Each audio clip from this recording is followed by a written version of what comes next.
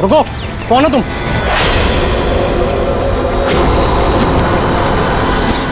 तुम नहीं नहीं, यहाँ तुम नहीं हो सकते। नहीं नहीं। ए रुक, अरे यहाँ आने की परमिशन नहीं है किसी को। वॉचमैन पकड़ो इसे। वो देखो भाग रहा है, पकड़ो उसे।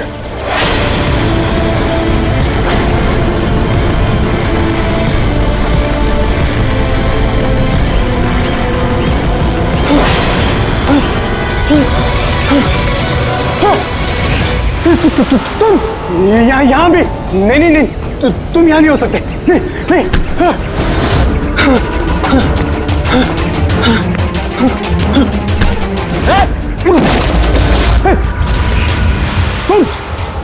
तुम मेरे पीछे क्यों पड़े? तुम मुझे मार दोगे। अरे कौन है? रुक।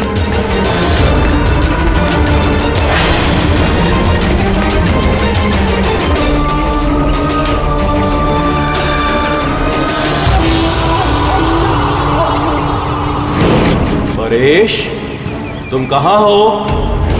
मैं तुम्हारी मदद करने आया हूं। देखो, डरो नहीं, सामने आओ। मैं तुम्हें उससे बचा लूंगा। कुछ नहीं कर पाएगा वो तुम्हारा। सामने आओ परेश।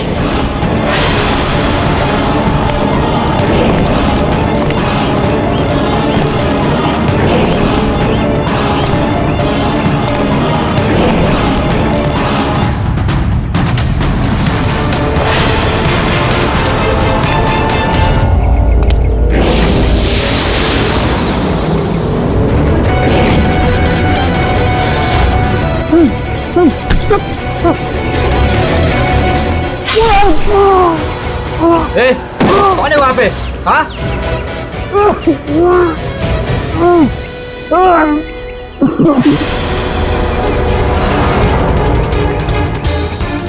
अरे क्या हुआ ये सब? अरे किसने किया? बोलो, बताओ। ठीक तो हो तुम? अरे बताओ किसने किया ये सब? इंस्पेक्टर दया।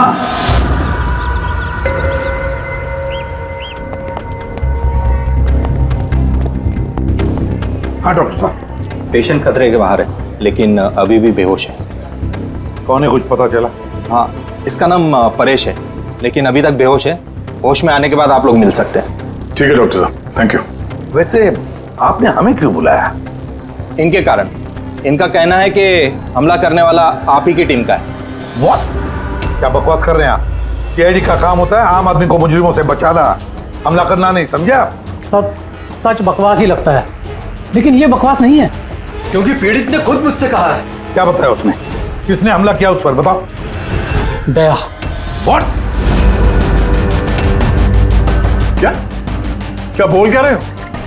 मैंने उसमें हमला किया? हाँ, उसने मुझसे यही कहा है कि आपने ही उस पर हमला किया है और आप उसे जान से मारना चाहते हो। क्या? मैं उसकी जान लेना चाहता हूँ? हाँ सर, मुझे लगता है कि आपको दया को अरेस्ट कर लेना चाहिए। हमें हमारा काम बताने की जरूरत नहीं है, समझा? मुझे पता था कि आप अपने कलीग का ही साथ देंगे। देखा, चोर चोर मौसेरे भाई। ज्यादा जज मत बन, समझा? और तुम्हारी सर्टिफिकेट की जरूरत नहीं है हमें। परेश को कैसे जानते हो तुम? मैं उसे नहीं जानता सर। तो फिर? सर, ये हमारी कंस्ट्रक्शन साइट पर हमें मिला था। हमें देखकर ऐसे बिहेव कर रहा था कि जैसे इसने कोई भूत देख लिया हो, और फिर एकदम से अंदर भाग गया। और थोड़ी देर बाद इसकी चीख हमें सुनाई दी। जब हम वहां पहुंचे तो वो बुरी तरह जख्मी हालत में पड़ा था, और उसने उसी हालत में हमें बताया कि उस पर हमला दया ने किया है। मैं एक समय पे दो जगह पे नहीं हो सकता। मैं सुबह से ब्यूरो में था। तसल्ली के लिए तुम वो सीसीटीवी फुटेज देख सकते हो, समझे? लेकिन फिर उसने आपका नाम क्यों लिया? एक काम कीजिए, अब जाइए यहाँ से, जाइए। बहुत बोल दिया। Thank you very much doctor साहब।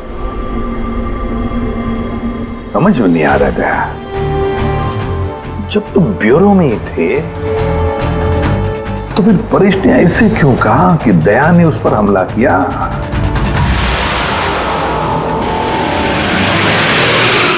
एक बात बताइए, जब आप लोगों ने यहाँ पे परेश को जख्मी हालत में देखा था तो उसके साथ में कोई था या किसी को आते जाते देखा हो? नहीं साहब, वो अकेला ही था। लेकिन सर, उसने इंस्पेक्टर दया का। पता है, उसने दया का नाम बोला। हम यहाँ वो जानने आए जो उसने नहीं बोला, समझे आप? और दया ऐसा नहीं कर सकता। सर आप इतने यकीन से कैसे कह सकते हैं कि दया सर ऐसा कुछ नहीं कर सकते हैं? जो आदमी अपनी जान दांव पे लगा के दूसरों की जान बचाता हो वो किसी का खून नहीं कर सकता।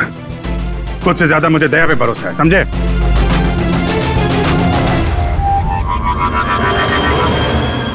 आसपास चेक करते हैं, शायद कोई सबूत मिल जाए।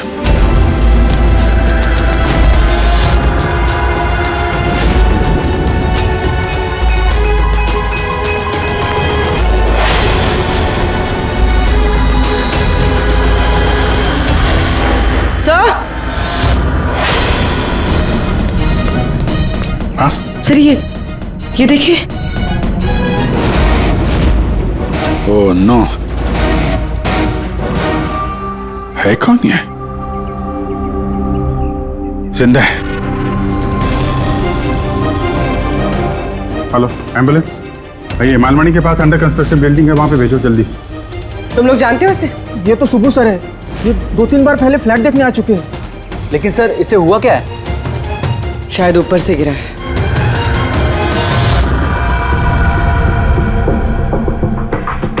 ऊपर से गिरा है या फिर गिराया गया है? पेशेंट की कंडीशन स्टेबल है, ये बहुत जल्द होश में आ जाएगी। गुड।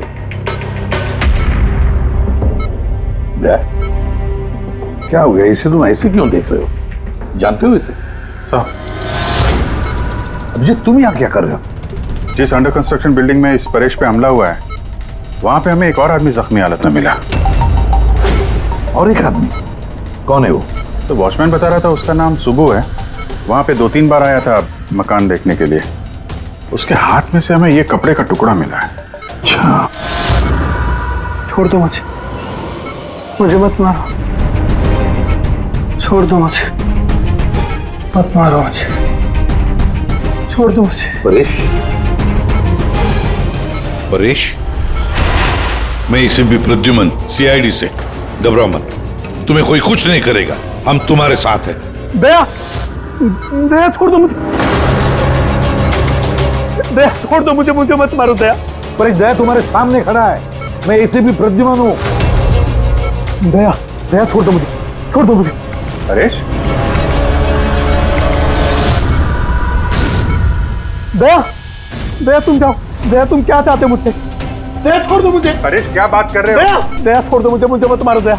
परेश मैं दया नहीं, मैं अभिजीत हूँ। दया, दया जाओ यहाँ से, जाओ जाओ। अरे दया इधर है।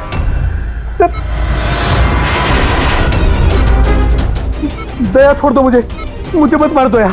परेश इधर देखो, हम पहले मिल चुके हैं, तुम जानते हो मुझे। दया छोड़ दो मुझे, मुझे मत मारो। सब दया हो, तुम सब दया हो, मुझे मत मारो। डॉक्टर, दया छोड़ दो मुझे, डॉक्टर, दया छोड़ दो मुझे। डॉक्टर साहब, परेश देखिए ना, क्या हो गया इसको? दया छोड़ दो मुझे, मुझे एक मिनट, सब दया कुछ नहीं होगा तुम्हें, एक मिनट, सब दया हो तुम।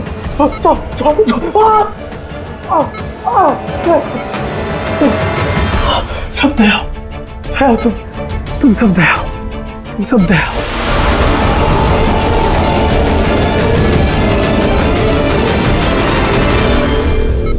ये चक्कर है क्या? और हर किसी के चेहरे में उसे मेरा चेहरा नजर आता है। हाँ वही तो, इसलिए जब उसने उस आर्किटेक्ट को, उसके असिस्टेंट को, उस वॉचमैन को देखा तो ऐसे बर्ताव करने लगा जैसे उसने भूत देखा है। और उसके दिमाग का भूत दया तुम हो, तुम।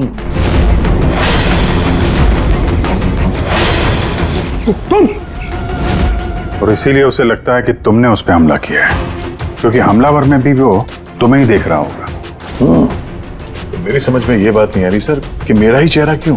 दया, तुम कह रहे थे ना इसे तुम पहले से जानते हो, कैसे? सर लगभग 15 साल पहले मैंने इसे गिरफ्तार किया था सर। हाँ, और 2 साल पहले ये जेल से छूट गया, और पिछले 2 साल में अलग अलग केस में मैंने इसे 2 बार अरेस्ट किया सर। अभिजीत, ये परेश पुराना मेहमान है दया का। पर परेश पे हमला किया किसने और क्यों?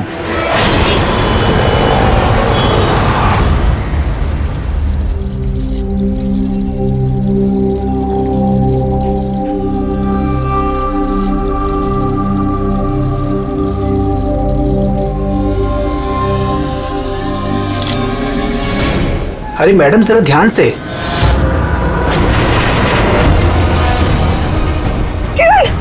कौन किरण? मैं कोई किरण नहीं हूँ। अरे क्या कर रही है मैडम, क्या कर रही हैं आप? आपको कुछ गलतफहमी हो रही है मैम। अरे मैडम, आप ठीक तो हो ना? कौन किरण?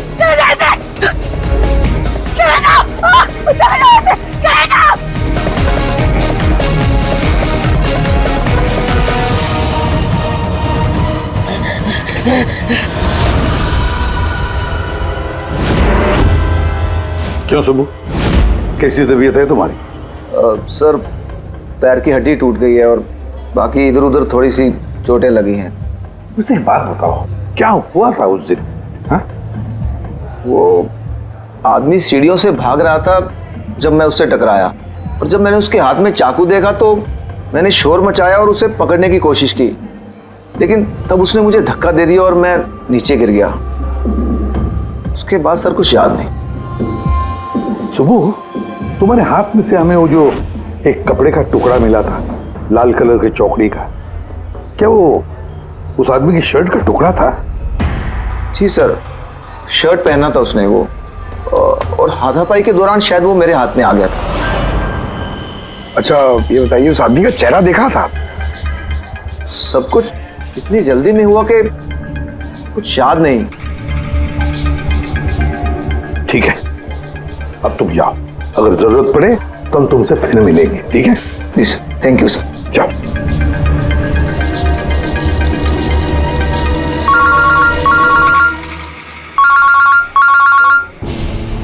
आदया,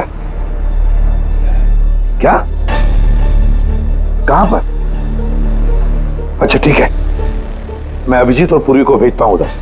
हाँ हाँ, अभी अभी। यस। क्या हुआ सर? मैं बता रहा था कि किसी सुपरमार्केट में एक औरत आसपास के सभी लोगों पर हमला कर रही थी और हर एक को किरण किरण किरण नाम से पुकार रही थी।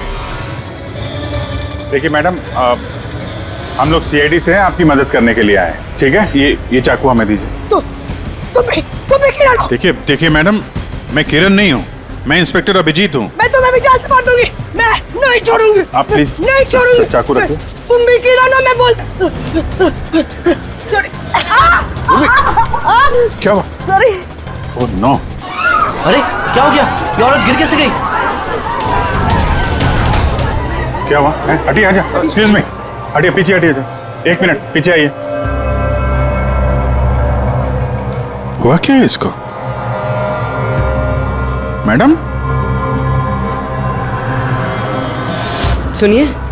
क्या हुआ इसे? मैडम, सर ये तो मर चुकी है। क्या? इसके शरीर में टेट्राकोटॉक्सिन या ब्यूरारे नाम का जहर इंजेक्ट किया गया था, जिसकी एक बूंद भी जानलेवा हो सकती है। मगर ये जहर तो हमारे देश में आसानी से नहीं मिलता ना? सिर्फ उसे ही मिलता है जो बड़ा रिसर्च कर रहा हो। तो भगदड़ में किसी ने वो पॉइजन इसे इंजेक्ट कर दिया। मगर एक काम करो, इस हादसे के वक्त का जो सीसीटीवी फुटेज है ना, वो अच्छी तरह से चेक करो। खूनी की तस्वीर उसी में मिलेगी। सर। और सर, इस परेश का क्या? इसे हर जगह मैं ही क्यों दिखता हूँ? सालू के साहब, मुझे तो ये केमिकल की बहुत बड़ी गड़बड़ लग रही है। ठीक है रुपरेडी, बस ये वाकई किसी खास केमिकल की वजह से, क्योंकि मुझे इसके और परेश के दिमाग में एक अलग किस्म का केमिकल मिला है। तुम्हारे कहने का मतलब है कि इसी केमिकल की वजह से इन दोनों का बर्ताव एक जैसा और एक ही चेहरा इन दोनों को दिखता है। हाँ बस, और मैं इस केमिकल को और डिटेल में समझने की कोशिश कर रहा हूँ। मतलब जब तक इस परेश के दिमाग पर इस केमिकल का असर रहेगा, हमें कोई जवाब नहीं मिलेंगे। और अभिजीत, ये कपड़े का टुकड़ा जो आपने हमें दिया था, इसमें से भी हमें कुछ मिला है। कमाल है तारिका जी, आज तो फोरेंसिक में एक के बाद एक सबूतों का खजाना हाथ लग गया है। क्या मिला क्या आपको? ये कॉटन का कपड़ा है और इसके रेशों में आटे के कुछ ट्रेसेस मिले हैं। आटा? सिर्फ आटा? सिर्फ आटा। हाँ वाकई खजाना तो हाथ लगा है। आटा। सर ये फोटोग्राफ है सर। ये जितने भी लोग हैं इनमें से किसी ने उन्हें पॉइजन का इंजेक्शन दिया सर। अब और एक काम करो, ये जितने सारे लोग हैं ना, इन सब की मूवमेंट ट्रैक करो शॉपिंग मॉल में। खून होने से पहले ये लोग कहाँ थे, कहाँ से आए, क्या क्या कर रहे थे, और खून होने के बाद में देखो ये लोग कहाँ गए। ओके?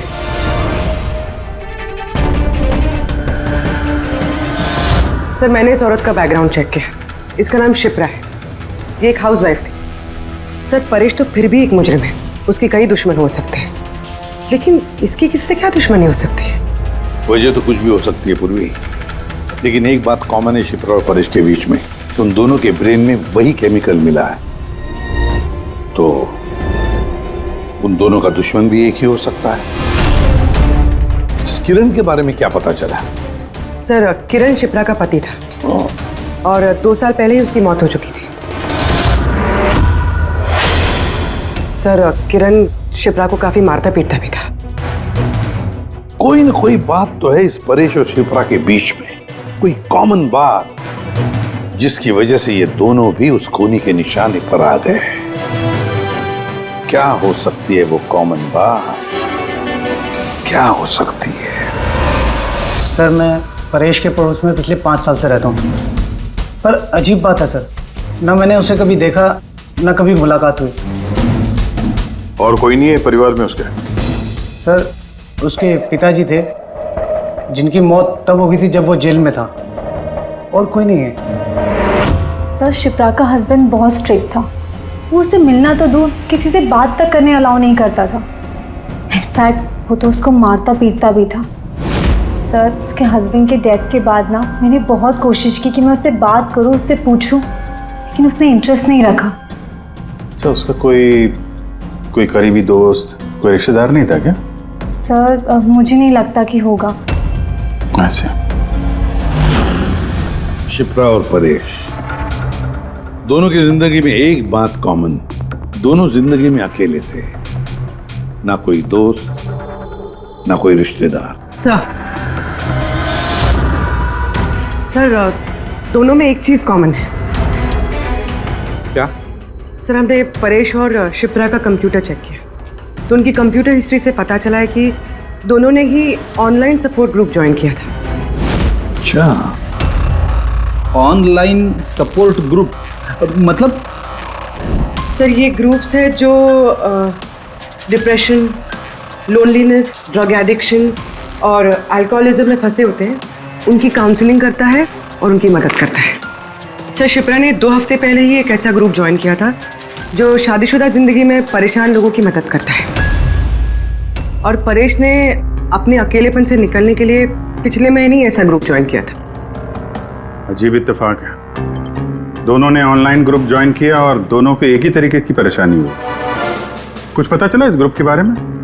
सर, हमारा साइबर एक्सपर्ट राज इस ग्रुप को ट्रेस करने की कोशिश कर रहा है, जल्दी कुछ पता चल जाएगा। सर, हाँ सर, शिप्रा का खून इसी आदमी ने किया। जिस वक्त उसका खून हुआ था, उस वक्त जितने भी लोग मौजूद थे, ये सबसे ज्यादा अजीब है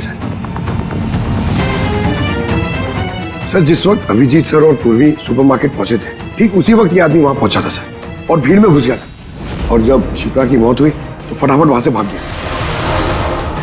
रेडी, काम करो, हमारा डेटाबेस चेक करो, शायद इसके बारे में कुछ पता चले, कोई लीड मिल जाए। इसका मतलब है सर, ये खूनी सुपरमार्केट में कुछ खरीदने नहीं बल्कि शिप्रा को मारने के लिए आया था।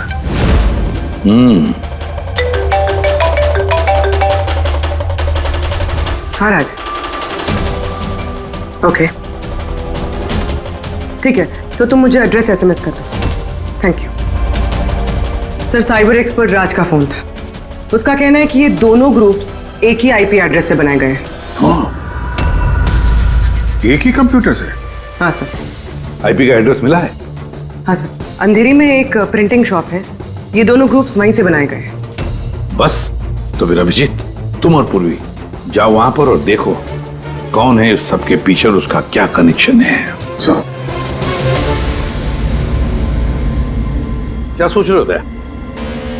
सर, नहीं, पंकज ने अभी बताया कि वो खूनी शिप्रा को मारने के इरादे से ही आया था। तो फिर सर, उसे पता कैसे चला कि शिप्रा वहाँ सुपरमार्केट में है और वो लोगों पे हमला कर रही है? वो शिप्रा को फॉलो कर रहा होगा सर।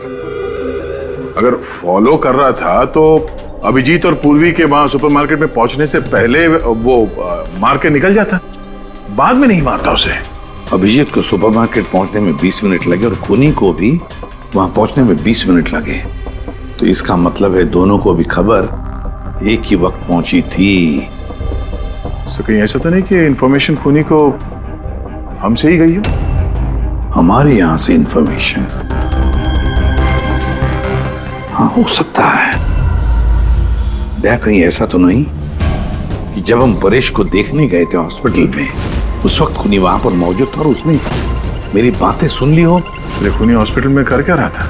दया, परेश खूनी के हाथों पहले तो बच गया था। हो सकता है खूनी अपना अधूरा काम पूरा करने हॉस्पिटल आया था, परेश को खत्म करना चाहता था वो, इसलिए।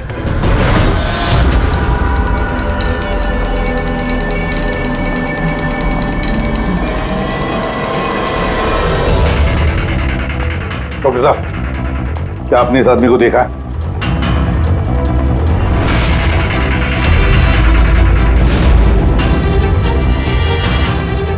भाई साहब, ये आदमी को देखिए जरा, इस हॉस्पिटल में इसको देखा है कहीं? हाँ हाँ, इसको तो मैंने देखा है। कहाँ देखा है? वहाँ वेटिंग रूम में।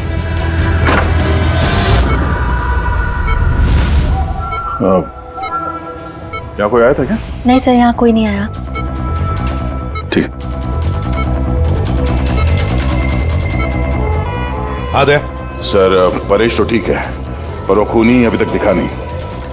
कहीं तो छुप कर बैठा ही है दया, सही वक्त का इंतजार कर रहा है। वेटिंग रूम में भी चेक किया सर, अभी कोई नहीं है। तो यही पता है, पर कहाँ छुप कर बैठा है ये?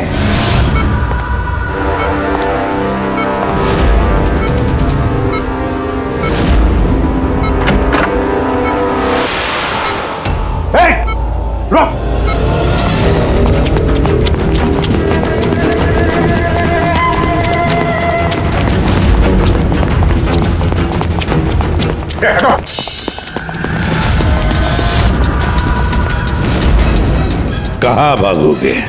रुक!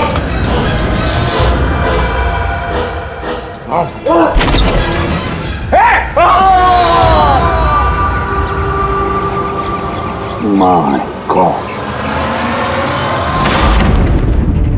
हाँ भाई, क्या मिला? सर, ये दोनों साइड डिलीट किए जा चुके हैं, अब वो ऑपरेशनल नहीं है। मतलब अपराधी ने सबूत मिटा दिया? जी सर, पर सर कुछ इंटरेस्टिंग चीजें मेरे हाथ लगी है। क्या? ये देखिए सर, इसी आईपी एड्रेस से, इसी कंप्यूटर से उस तरीके के 6 और ऑनलाइन सपोर्ट ग्रुप बनाए गए हैं। तो लोगों को फंसाने के लिए ऐसे कई ग्रुप बनाए गए हैं? बिल्कुल सर। सर, बाकी ग्रुप डिटेल में चेक कर लेता हूँ। मतलब सर, परेश और शिप्रा के अलावा और भी कई लोग हैं जिन्हें इन लोगों ने फंसाया है।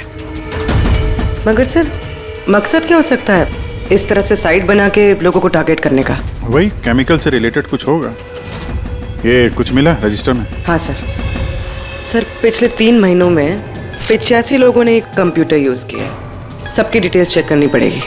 ठीक है सर, ये देखिए, 6 में से 5 ग्रुप डिलीट किए जा चुके हैं, लेकिन अभी भी एक सपोर्ट ग्रुप एक्टिव है और अभी भी उसे कोई ऑपरेट कर रहा है। Enhancing the life of lonely people, मतलब साफ है, ग्रुप बनाया जाता है, तना लोगों को फंसाया जाता है और बाद में ग्रुप डिलीट। तो अब उन्हें एक और शिकार की जरूरत है। एक आइडिया है पूर्वी? कुछ पता चला इस आदमी के बारे में? फिलहाल तो कुछ नहीं। वॉलेट के अलावा इसके पास कुछ भी नहीं मिला है, मोबाइल फोन तक नहीं। तो हमारे पास कोई सुराग नहीं है। दया, ये केस दिखता उतना सिंपल नहीं है, बहुत बड़ा षड्यंत्र है ही है। कई सारे लोग इसमें इन्वॉल्व है। ये तो इस खेल का मोहरा लग रहा है सर, वो भी भाड़े का। और इस केस का मास्टरमाइंड अभी भी आजाद घूम रहा है, अपने नए शिकार की तलाश में होगा। जल्द से जल्द ढूंढना होगा सर इसे। हाँ पंकज, आराम से। बस खड़े। ये क्या ही था उनके?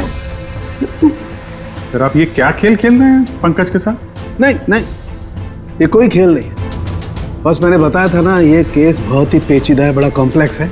याद है ना मैंने बताया था उस परेश के और उस शिप्रा के दिमाग में मुझे एक अलग तरीके का केमिकल मिला था। हाँ, मैंने उस केमिकल को रिप्लिकेट किया और इस पंकज के शरीर में इंजेक्ट कर दिया। What? तू पागल हो गया शाहरुख है? अगर इसे कुछ हो गया तो? अरे कुछ नहीं होगा यार, बिलीव मी, मैं पागल हूं क्या?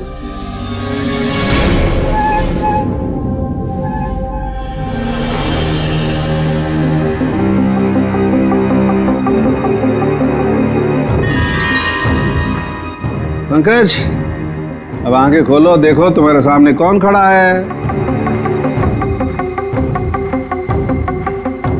तो फ्रेडी सर है। ग्रेट, ये फ्रेडी सर है ना? अब इस तरफ देखो पंकज, यहां कौन खड़ा है?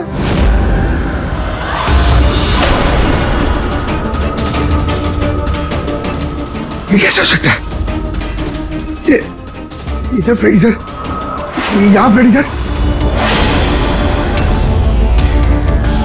मतलब शाहरुख है, ये परेश और शिप्रा के साथ यही हो रहा सर। बंद कर, बस बस, पट्टी लगा लो, पट्टी लगा लो, बस। ये देखा बस, इसे फ्रेगोली सिंड्रोम कहते हैं। इस सिंड्रोम में इंसान को एक ही चेहरा हर चेहरे में दिखाई देता है। उस इंसान का चेहरा जिसे या तो वो सबसे ज्यादा नफरत करता है या जिससे सबसे ज्यादा डरता है।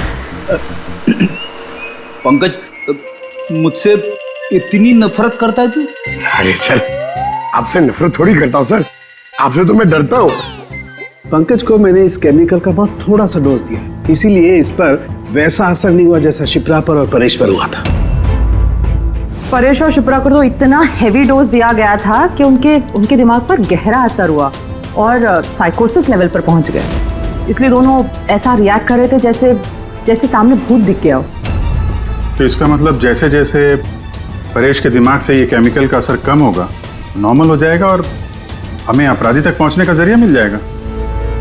हो सकता है, लेकिन दावा नहीं कर सकते। और हाँ,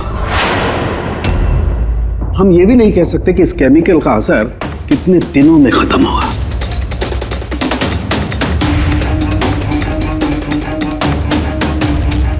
अगर हम परेश के ठीक होने का इंतजार करेंगे तो बहुत देर हो जाएगी। हमें कोई और तरीका ढूंढना होगा, कोई और तरीका। हाँ पूर्वी। सर, मैंने वो ऑनलाइन ग्रुप पे रजिस्टर कर लिया और डिटेल्स भी एकदम परेश और शिप्रा की तरह थी। नो फ्रेंड्स, नो फैमिली, एकदम अकेले। उन लोगों को ऐसे लोगों की तलाश है। ये तुम्हारा ट्रैकर, इससे पता चलता रहेगा तुम्हारे मूवमेंट के बारे में। और ये तुम्हारा कैमरा। हमारे पास सिर्फ ये वॉलेट है सर, उस आदमी की पहचान और असलियत जानने के लिए, और ये कुछ चीजें मिली है साथ में। पेट्रोल पंप का बिल, ये होटल का मैच बॉक्स, खरीदा हुआ मैच बॉक्स, ये नंबर किसका? ये सेल फोन लगता है किसका? सर, हम इस पेट्रोल पंप पे गए थे, वहां से पता चला सर ये आदमी महीने में 2-3 बार वहां पे आता है। और सीसीटीवी फुटेज में हमने देखा कि वो अपने बाइक पे हर बार अलग अलग नंबर प्लेट लगा के आता है। हाँ, और पेमेंट कैश में करता है। और सर, ये मैच बॉक्स जिस होटल का है वहाँ पे भी हमने पूछताछ की। वो आदमी महीने में 5-6 दफ़ा खाना खाने आता है और पेमेंट भी कैश से करता है। सर, ये नंबर के बारे में आप पूछ रहे थे सर, ये बार में एक लड़की है जो काम करती है, उसका है। वो कह रही थी कि उस आदमी का नाम अशोक है और 1-2 बार उनसे बात हुई है, फिर वो गायब हो गया सर। मतलब हमारे पास इस अशोक के बारे में सिर्फ इतनी इंफॉर्मेशन है। एक काम करते हैं, ये सारी जो लोकेशंस है ना, पेट्रोल पंप, बार और ये होटल, देखते हैं कहाँ पर है। जरा मैप दिखाओ।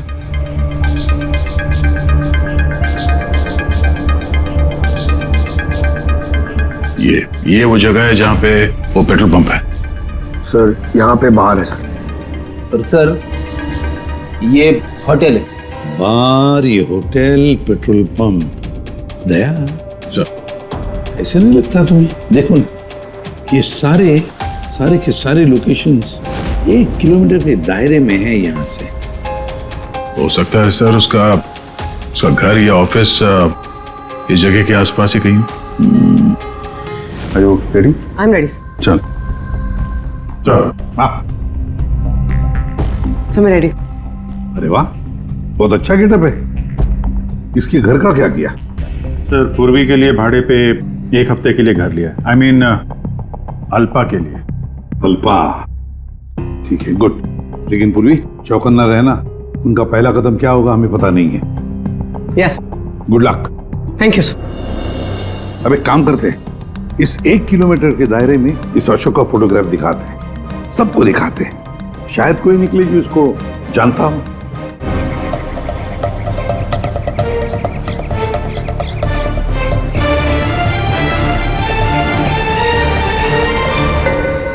पूर्वी। हाँ सर। चौकन्ना रहना। सर यहाँ पे तो सब ठीक है।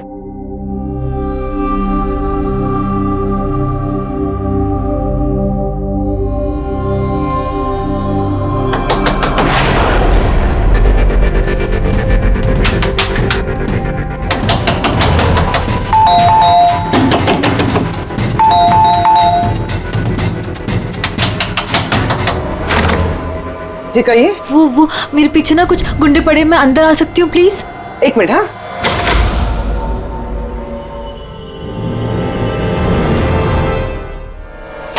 हाँ जल्दी आओ। क्या क्या क्या हुआ क्या तुम्हें? अरे ये तो आदिति है, शिप्रा की पड़ोसन। वो एक्चुअली मेरे पीछे कुछ गुंडे पड़ गए थे, मुझे समझ नहीं आ रहा था, इसलिए मैं आपके घर आ गई। कोई बात नहीं। Thank you miss. अल्पा। और तुम? अदिति। बैठो। आप प्लीज मुझे 1 गिलास पानी देंगे प्लीज? अभी लाती हूँ।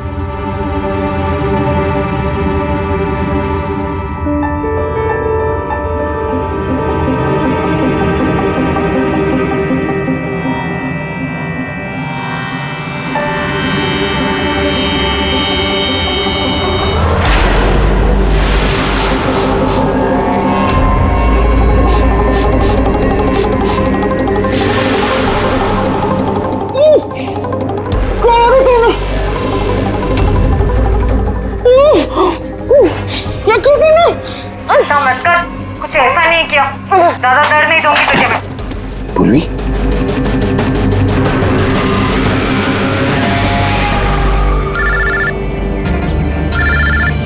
हाँ सर। क्या शिप्रा की पड़ोसन अदिति? सर मैं फौरन वहां पहुंचता हूं। नहीं सर, अब अशोक का भी पता नहीं चला। ये सर। सब कुछ प्लान के मुताबिक तो चल रहा है। अब देखते ही आदिति पूर्वी को कहां लेकर जा रही है। अरे ये क्या, ट्रैकर एक ही जगह पे मूवी नहीं हो रहा? कहीं ऐसा तो नहीं उन लोगों को ट्रैकर के बारे में पता चला हो, निकाल कर फेंक दिया हो? माय गॉड, अब तक पहुंचेंगे कैसे इन सब तक?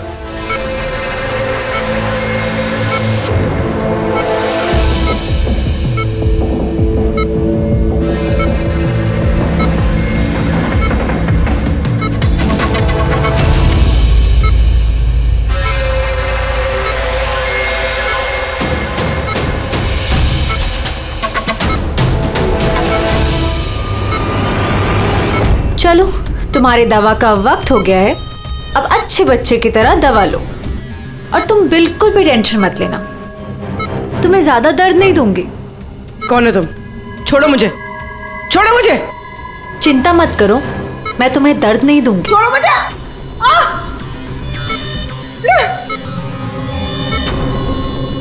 मैंने तुम्हें मना किया था ना कि कुछ दिनों के लिए हम किसी नए लोगों को नहीं लाएंगे, क्योंकि सीआईडी वाले हमें पागलों की तरह ढूंढ रहे हैं। हमारी कोई भी लापरवाही हमें बहुत महंगी पड़ सकती है।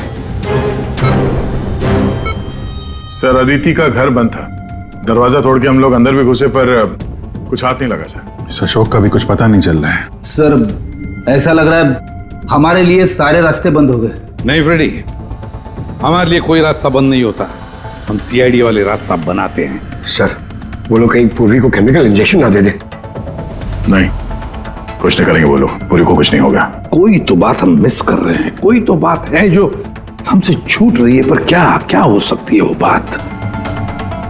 सर वो कपड़े का टुकड़ा जो हमें सुबह के हाथ में मिला था? उसके रेशे में आटा मिला था हमें। हाँ सर, आटा। जब मैं अशोक के बारे में रोड पे लोगों से पूछ रहा था, हाँ, तो वहां पे मैंने एक आटा की चक्की देखी थी और उसके पीछे एक पुरानी बिल्डिंग भी है। तो फिर जरूर वो आदमी जिसने परेश पर हमला किया उस आटे की चक्की के आसपास ही रहता होगा, इसीलिए तो उसकी शर्ट पर आटा आ गया। सर ये भी तो हो सकता है कि परेश पे हमला करने वाला अशोक ही हो। सर वो कपड़े का टुकड़ा भी अशोक का ही हो सकता है। ये भी हो सकता है कि परेश पे हमला करने वाला और ये अशोक दोनों एक गैंग के लिए काम करते हो और वो गैंग आटे के चक्की के आसपास होगा। सबके सब आटे के चक्की के आसपास ही हो गया अभिजीत, और पूर्वी को भी उस चक्की के आसपास ही रखा होगा।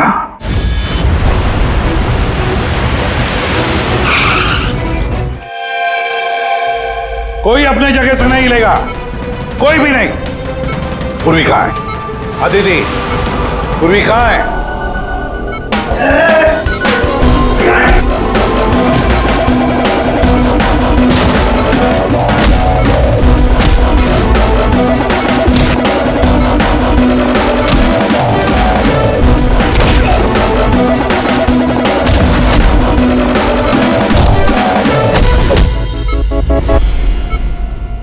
सब नर्सेज और डॉक्टर इस तरफ आ जाओ। चले। चलो तुम भी जल्दी। डॉक्टर अदिति, पूर्वी कहाँ है? पूर्वी कहाँ है?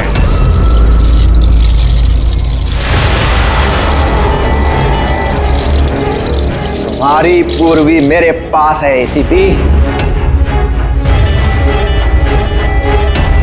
सुब्बू तुम? हाँ, मैं जिसे तुम लोग यहां वहां खोज रहे थे ना, वो तुम लोगों के साथ ही था। मुझे देखकर अफसोस तो हो ही रहा होगा ना। मुझे पता था सीआईडी कोई भी काम अधूरा नहीं छोड़ेगी, इसलिए मैं अपना हर कदम फूंक फूंक कर रख रहा था। लेकिन इस अदिति की बेवकूफी की वजह से सब गड़बड़ हो गया और मुझे फंसाने के लिए तुमने अपने इस ऑफिसर को मेरे पास भेज दिया। लेकिन अब ये मेरे जाल में फंस चुकी है और मुझे यही यहां से बाहर निकालेगी। तुम्हें क्या लगता है पूर्वी की आड़ लेकर तुम हमसे बच जाओगे? नहीं, लगता नहीं है, ऐसा ही होगा। अगर तुम अपने इस बहादुर ऑफिसर को जिंदा देखना चाहते हो तो मुझे यहां से जाने दो, नहीं तो मैं ये केमिकल इसके अंदर इंजेक्ट कर दूंगा और उसके बाद क्या होगा तुम लोग सब जानते हो। पर ये सब तुम क्यों कर रहे हो? हाँ? अपने बेटे रवि के लिए। अपने बेटे के लिए? हाँ, मेरे बेटे को पार्किंसन नाम की बीमारी है। मैं अपने केमिकल से उस बीमारी का इलाज ढूंढ रहा हूं और मैं जिस फार्मा में काम करता हूं वो मुझे इंसानों पर उसे ट्राई करने नहीं देती। इसीलिए तुमने अपने तरीके से लोगों को फंसा के उन पे ये एक्सपेरिमेंट करना शुरू कर दिया। अगर मैं ऐसे नहीं करूंगा तो मैं सही इलाज तक नहीं पहुंच पाऊंगा। कैसे पता चलेगा मुझे कि इन केमिकल्स का इंसानों पर रिएक्शन क्या होता है? और इसीलिए तुम सपोर्ट ग्रुप में ऐसे लोगों को टारगेट करते थे जो अकेले रहते थे, ताकि अगर वो गायब भी हो जाए तो किसी को भनक ना लगे और तुम उन पर अपने एक्सपेरिमेंट्स आराम से करते रहो। हाँ? अकेलेपन से जूझ रहे परेश को मैंने अपने सपोर्ट ग्रुप के जरिए फंसाया और उस पर एक्सपेरिमेंट शुरू किया। लेकिन इन सबकी गलती की वजह से वो यहां से भाग निकला और तुम लोगों के हाथ लग गया। नहीं तो मेरा प्लान कभी फेल नहीं होता। तभी तुम उसकी जान के पीछे पड़े हुए थे। मैं तो उसे उस अंडर कंस्ट्रक्शन बिल्डिंग में ही मार डालता, लेकिन वो आर्किटेक्ट बीच में आ गया। वहां तुम भी तो जख्मी हालत में मिले थे, ये क्या चक्कर है? परेश को जैसे ही मैंने चाकू मारा मुझे लोगों की आवाज आई और मैं वहां से भागना चाहा और हड़बड़ी में तुम्हारा पैर फिसल गया और तुम सीधे नीचे गिर गए। मैं तो वहां से भी भाग जाता, लेकिन मेरे टूटे हुए पैर की वजह से मैं भाग नहीं पाया। और इसीलिए तुमने विक्टिम होने का ढोंग किया ताकि तुम सेफ भी रहो और किसी को तुम पे शक भी ना हो। और तभी तुम लोगों की नजर मुझ पर पड़ी। और शिप्रा का क्या? उसे तो तुमने किडनैप नहीं किया था, वो तो सुपरमार्केट में घूम रही थी। सपोर्ट ग्रुप में से अदिति ने शिप्रा को चुना और हमने डिसाइड किया कि हम उसे किडनैप नहीं करेंगे और चुपचाप ये ड्रग देते रहेंगे। खिलाड़ी तो तुम शातिर हो और थोड़े कच्चे हो, नहीं तो हमारे लिए सबूत नहीं छोड़ते तुम। याद है ना तुम्हारा वो शर्ट, उसका एक टुकड़ा, कपड़े का टुकड़ा, उस पर जो आटा लगा था ना, बस उसी के जरिए हम तुम तक पहुंच गए।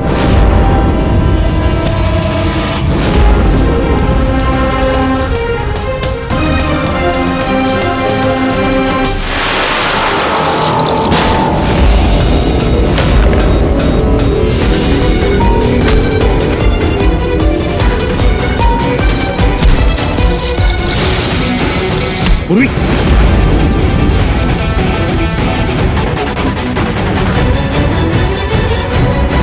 पूर्वी देखो, हाँ क्या किया तुमने सुब्बू?